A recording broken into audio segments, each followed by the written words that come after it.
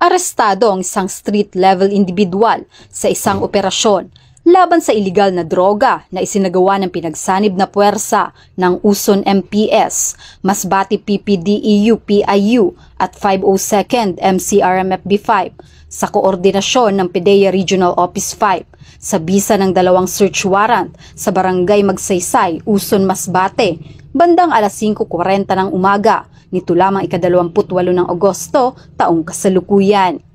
Kinilala ang sospek na si alias Buknoy, 54 na taong gulang, lalaki, may asawa at residente ng nasabing lugar.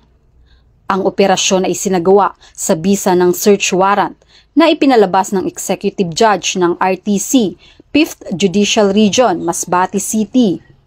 Nakumpiska mula sa sospek ang tinatayang nasa 18 grams ng kabuuang bigat ng hinihinalang shabu na may halagang humigit kumulang 122,000 pesos sa merkado.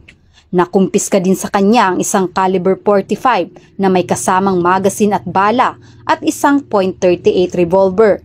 Sa ngayon, ang sospek at ang mga nakumpiskang ebidensya ay nasa kustodiya ng Uson MPS para sa kaukulang dokumentasyon at formal na pagsasampa ng kaso.